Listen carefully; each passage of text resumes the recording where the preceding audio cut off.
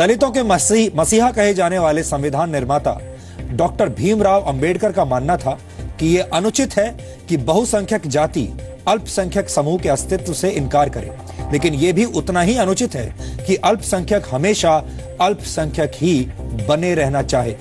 Doctor Ambedkar इस बात के सख्त खिलाफ थे कि समाज का कोई भी अल्पसंख्यक तबका हमेशा के लिए अल्पसंख्यक ही बना रहे।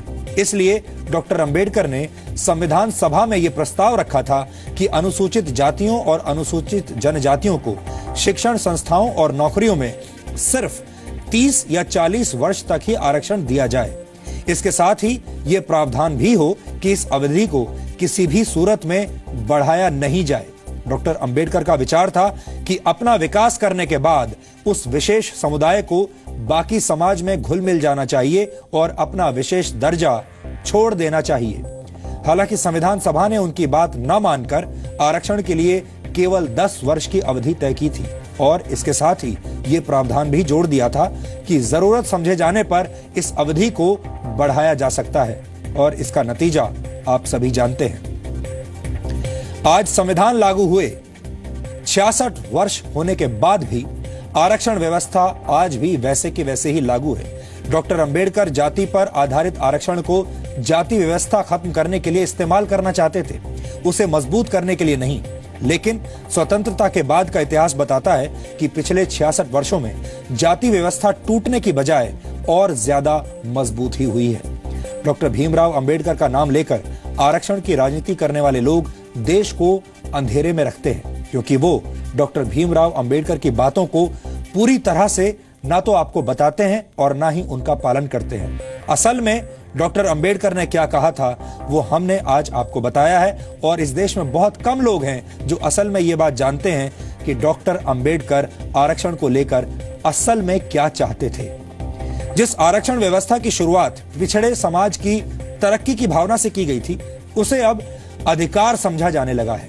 देश में आरक्षण के असर को महसूस करने के लिए आपको आज ये पता होना चाहिए कि सरकारी नौकरियों और शिक्षा संस्थाओं में पिछड़ी जातियों को 15%, पिछड़ी जनजातियों को 7.5% और अन्य पिछड़ा वर्ग यानी ओबीसीज को 27% के आरक्षण की सुविधा प्राप्त है।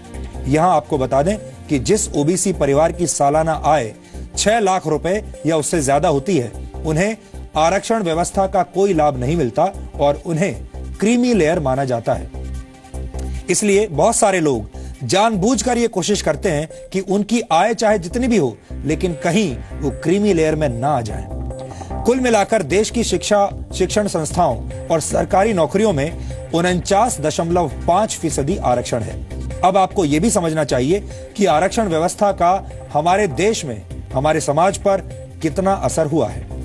National commission for scheduled caste and scheduled tribes के मुताबिक वर्ष 1959 में केंद्र सरकार की नौकरियों में क्लास 1 अधिकारियों में सिर्फ 1.18% पिछड़ी जातियों से थे।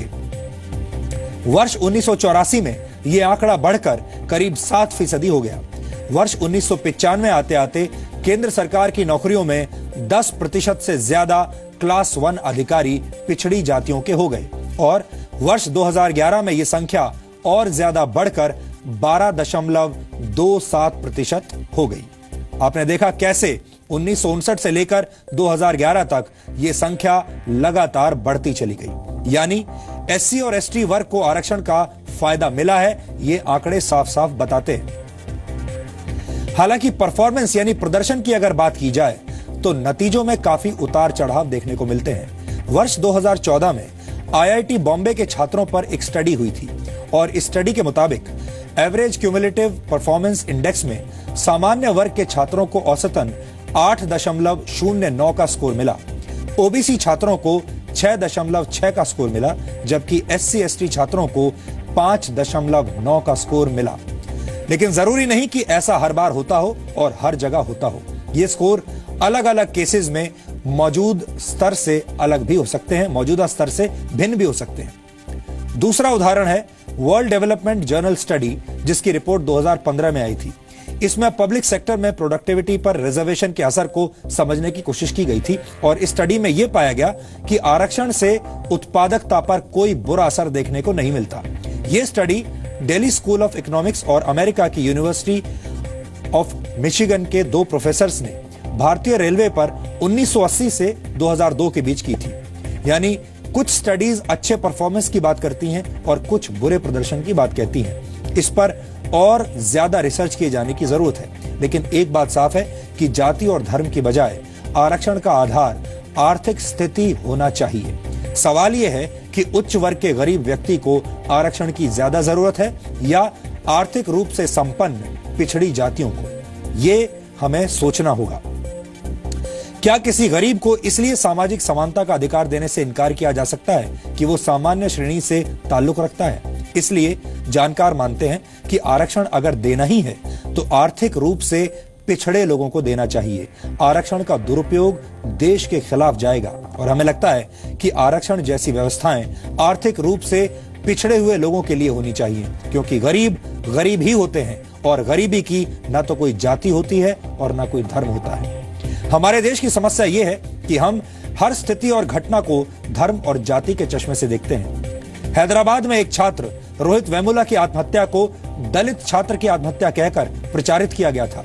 यह अपने आप में बहुत चुभने वाली बात है, क्योंकि अगर कोई घटना दलित छात्र के साथ होती है तो उसे अलग तरीके से देखा जाता है और सामान्य वर्ग के छात्र के साथ अगर कोई घटना होती है तो उसे एक अलग चश्मे से देखा जाता है। और उसके बाद मीडिया भी यह तय करता है कि कौन सी खबर हेडलाइन बनेगी और कौन सी खबर किसी अंदर के पेज में दब जाएगी। यानी आत्महत्या जैसी दुखद घटना का भी जाति के आधार पर बंटवारा कर दिया जाता है। इस विश्लेषण के अंत में हम इस बात पर आज जोर देना चाहते हैं कि जिस तरह दुनिया की सुपर पावर बनने के लिए कोई आरक्षण नीति नहीं है, कोई आरक्षण नहीं होता, उसी तरह कोई देश या समाज सिर्फ आरक्षण के आधार पर आगे नहीं बढ़ सकता और ना ही सुपर पावर बन सकता है।